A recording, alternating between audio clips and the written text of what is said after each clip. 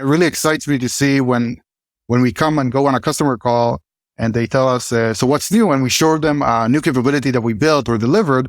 And they said, oh God, I didn't realize that this is what I needed, but this is really what I needed. And this is great that you came with this because I didn't know how to kind of express my specific need. Entrepreneurs need to be very good product people in order to shape the right strategy and product strategy within the company.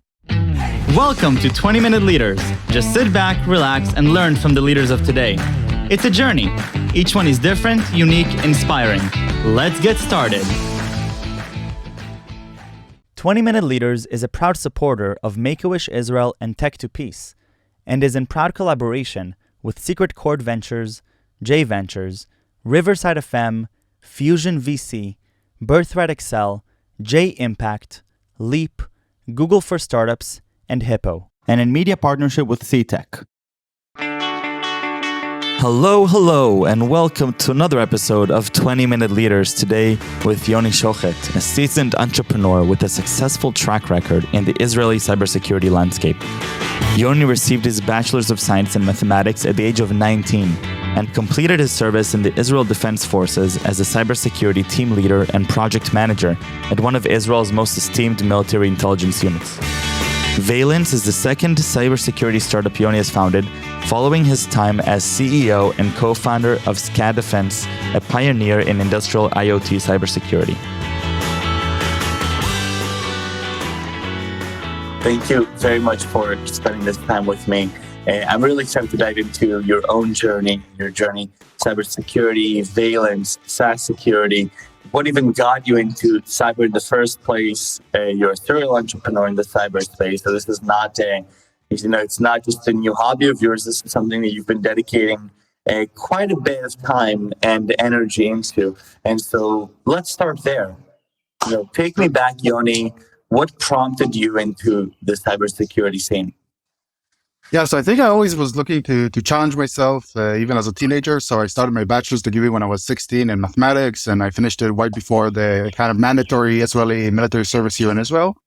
And by the age of 19, I already had a bachelor's degree, and I joined an elite cyber unit. And from there, kind of took me into the cyber world and into more of the technology-oriented world of cyber research and on how today attackers think and operate in the modern world, and how influential it is across the board on everything we do on our day-to-day life. And from there, once I finished my military service as a captain after about 6 years, I started my first startup called SCADAfence, focused on industrial IoT cybersecurity and helping manufacturing and critical infrastructure companies to secure their operational technology environments. And about 18 months ago, I started Valence, which is my second cybersecurity startup focused on SaaS security. Mm-hmm. So take me back 18 months or so. You have quite a bit of experience in this field, and you're looking at the different opportunities that there are in the cyberspace, and where we're at, in 2021. What's happening in the landscape that if you're putting yourself back in that seat, what understandings do you have about the world we're in that lead you to sort of focus with Valence? Yeah, so I think I always joke that cybersecurity startups are sometimes like a mushroom after the rain. So there was a large breach at the end of 2020 called SolarWinds breach campaign, which exposed a lot of weaknesses in today's modern cybersecurity ecosystem. And what triggered for me the most interest is really the third-party risk element. And the fact that today we're so dependent on third-party services and vendors that have high privilege access and high privilege capabilities to access our data, our privileges, our day-to-day business processes.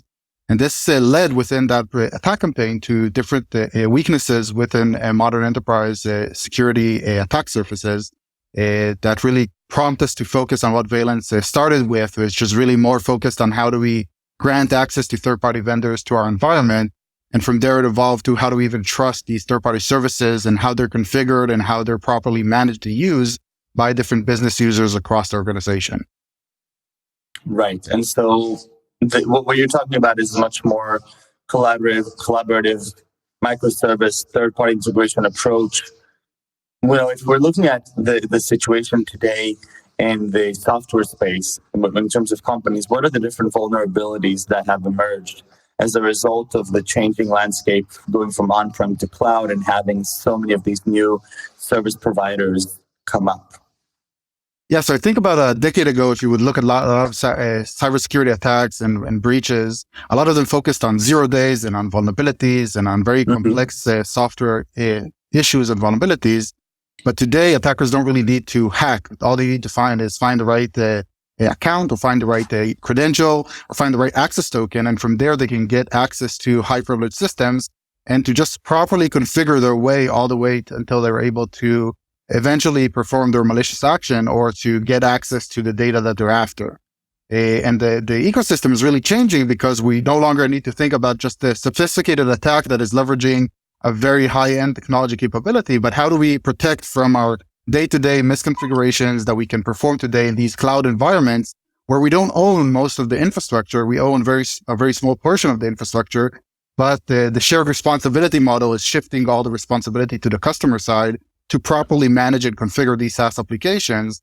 And it kind of technology is democratizing and decentralizing. We're starting to see more and more entities within the businesses, whether it's developers or marketing teams or sales teams or IT or HR, that are now able to build and configure logic within the organization, which is great for the business. You can innovate and run fast, but it also creates a lot of opportunities for these types of misconfigurations that attackers can leverage today within the environment. And so how does Valence counter that? Yeah, so what we've learned since we started Valence is that for most of our customers, the biggest challenge is not to know about more problems.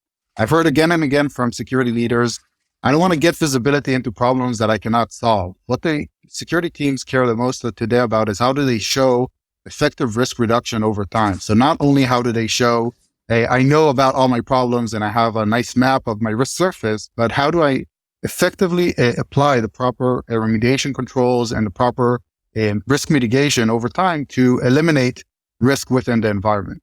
So what we've built is that if eventually SaaS in our case is adopted in a democratized and decentralized manner, it only makes sense to have the proper decentralized and democratized remediation workflows within the organization that allow the security teams to engage and collaborate with the different business users within the organization to remediate risks, whether if it's identity security risk, data protection, third-party integrations, misconfigurations, across the board within your SaaS environment, like Salesforce and Google Workspace and Microsoft 365 and Slack and GitHub and Okta and all these different business critical SaaS applications.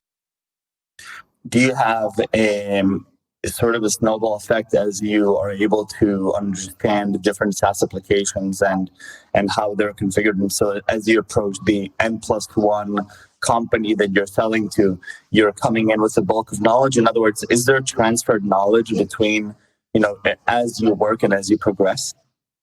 Yeah, so I think one of the core value pillars that we provide is the outsource expertise, so to say. So we reduce the level of expertise that each security team needs to have within each one of these applications. Because eventually a lot of these SaaS applications have a lot of overlap and similarities, but also a lot of differences. And for a security team to understand, how do you define a certain configuration or permission set in Microsoft 365 compared to how it's configured in Salesforce, compared to how it's configured in Slack, Atlassian, Zendesk, and all these core SaaS applications? It's very complex. It requires a lot of knowledge. It requires a lot of hands-on experience with these platforms. In a lot of cases, the security team doesn't even have access to these platforms. They don't know how the interface even looks like. And we simplify their ability to not be the expert in each one of these SaaS applications, but to be able to define their desired state in their own language and the security language, and to help apply it on a continuous basis within their environment of SaaS applications.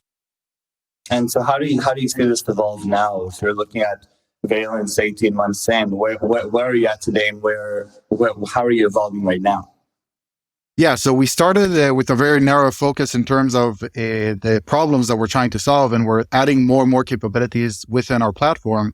And eventually what we're building, what we have today, is a SaaS security platform that helps security teams not have to adopt and install multiple different security controls or security solutions in order to secure the different risk surfaces that they have within SaaS applications, but to be the SaaS security platform that helps you get the visibility you need and to be able to remediate the risks properly by engaging and collaborating with business users across the board within the organization.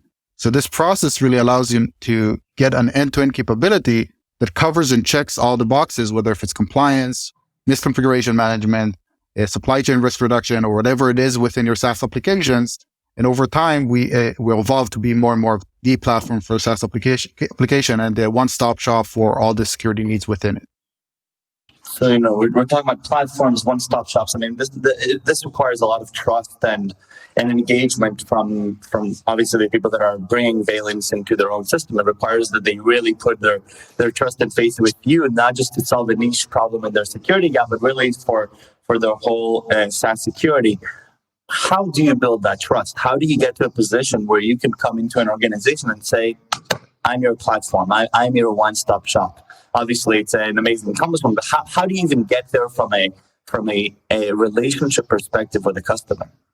Yeah, that's a great question. I think that when we started, and we were just Shlomi, my co-founder, and myself, and we started working with our early design partners, and we asked to access their platforms and to better understand how the risk surfaces looked like. And they looked at us and they said, okay, you're just a two-people company. How can we trust you? So we built technology solutions that allow to reduce the friction and the level of trust that is needed to prove our value one step at a time until we earn more and more of their trust and open up the ability for them to enjoy our full benefits, but for us to also justify their trust. And we invested early on in the best practices in terms of security, compliance, privacy, and everything else. And I think today, like you mentioned, 18 months in, we're already backed with by some of the best investors in the industry. So Microsoft's M12 led our Series A together with participation of Akamai and Porsche Ventures, which shows a lot of very respectable corporates and enterprises within the world that did their vetting system and said, Valence is our bet to be that SaaS security platform. And especially when it comes from security vendors or from leading enterprises or from SaaS vendors, this is a very significant statement within the market, and also with help with early advisors and investors. So we have some of the best CISOs in the world that invested in the company early on. It really helps to say these people are legit and they can be trustworthy in kind of a more of a transitive manner of if I trust them, then I can trust the people that trust them. Is there a quantitative way to create comparisons between companies or some benchmark mechanism to be able to determine how different companies fare in this world of yours? Yeah, so I think it's pretty challenging because it's still a lot of companies are still in the startup mode. So you need to reduce the noise ratio between what they say they do and what they actually do, because good entrepreneurs can create magic to think as if they built the world, even though they haven't done it yet. So I think it's very challenging in the maturity of the current market that we're playing in. But obviously, as the market evolves, there are more of a third-party attestation companies like Gartner and others that try to provide some kind of a comparison and create some kind of this criteria that you can check boxes accordingly. But we still see that today, a lot of the questions that we receive from the market are still not in a mature state that will allow to define, I would say, a good criteria that you can judge the environment accordingly. Right. I think that makes sense. And as if we're looking at this industry growing, obviously this is something that every company is going to need, even if they don't already think so. How are you imagining Valence down the line? We mentioned platform, one-stop shop. If you're imagining sort of the suite of businesses around the world that are relevant here, what is sort of the go-to-market, or what is the relationship that you'll have with them as they're preparing to onboard some vendor? How are you positioning Valence as the vendor for this? Yeah, so I think today a lot of businesses, and especially security teams, when they adopt best-of-breed SaaS applications, because they don't have good control and governance measures and the right guardrails to guide their users, they try to block everything. So they say you can use Microsoft 365, but you cannot share files on OneDrive. It's all only share internally, or you cannot use this function, or you cannot use that function. You cannot create integrations. You cannot use tokens. And it really limits the scope of the value of these platforms. And as organizations are going through the first phase of moving towards SaaS and are starting to evolve to become more modern SaaS native in their orientation, they will need to start opening up a lot of these limitations that they're putting in. Otherwise, the business will find workarounds, because historically what we've seen is that if a security team defines something that is inconvenient for a certain team within the organization, so like, let's say with developers, then they'll find a workaround to get what they want because they care only about the business and they want to make sure that the business is successful, not because they're bad or malicious. And security teams will have to adjust to how do they want to be the enablers and to work together with their business users in order to allow them to feel more secure, to educate them, to empower them, and to allow them to run fast and to use the platforms, but to ensure that if they go too much to the right, too much to the left, then there's the proper guardrails to keep them in place and to focus on what matters in terms of not only the business and the value, but also the security aspect. So an interesting involvement for the security teams. Why are you so excited and interested in what you do? What's in it for you?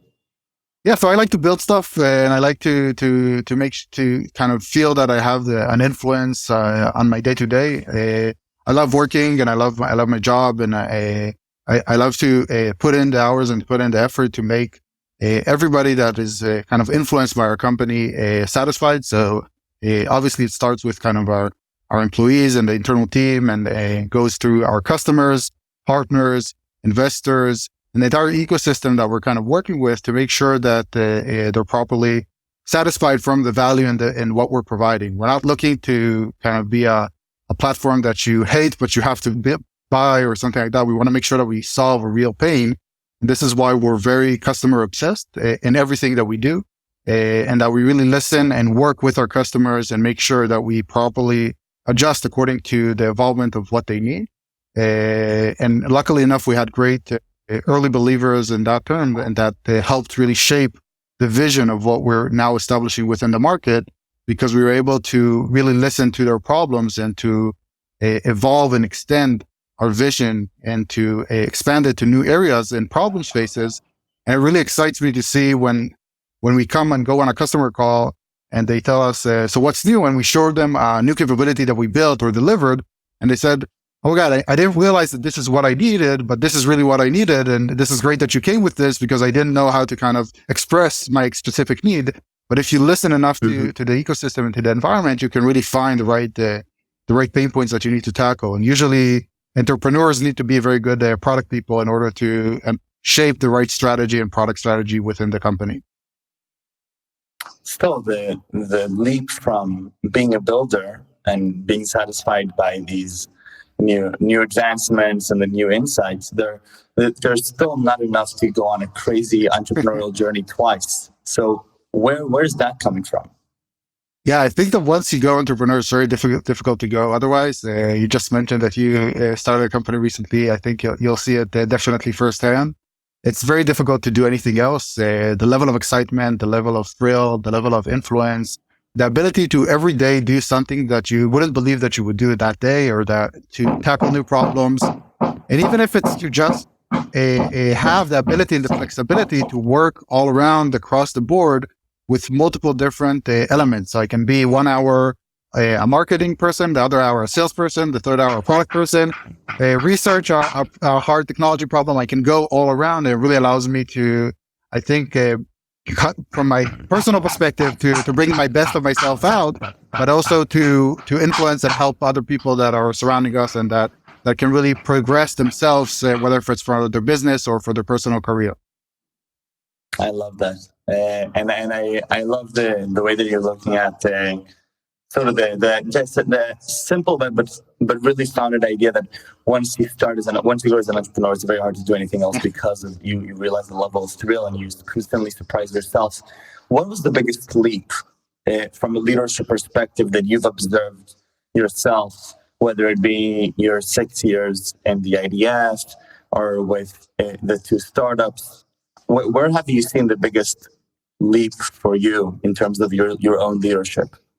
Yeah, I think that when I shifted from, like, let's say a well-structured organization like the Israel Intelligence Forces to more of the startup world, although there are a lot of similarities, but I think what you need to realize is that every day or every, let's say, short period of time, you need to assess and understand what is the most influential aspect that you can really help and impact the company. Because you can't do everything, even though you want to do everything. And you need to have very straight focus or very narrow focus on what you're focused and what you're going to work on today. What is going to be the big task that you're going to work on today? Or where does your team need the most help? Or where does your team need you to back off from? Or whatever it is internally within the company, and to really be able to focus your efforts and your attention to the most influential aspects. And I think this is a constant challenge. It requires you to be able to measure very carefully what's going on, to know what's going on, to understand and maybe anticipate the next steps, especially in today's market economy where, there's a lot of uncertainty regarding what's going on. So let's say fundraising over the past few months, and we just announced our Series A a couple of weeks ago.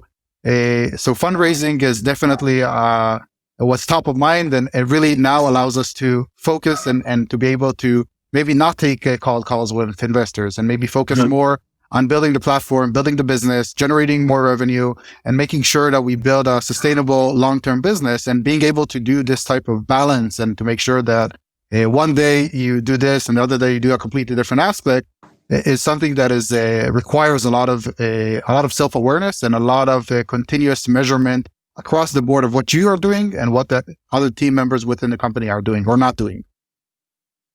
Phenomenal. Yoni, thank you so much. This was so enjoyable. Best of luck with the journey of Valence and the next startup and the next startup. I really appreciate your time. Best of luck. Thank you. Thank you very much for having me.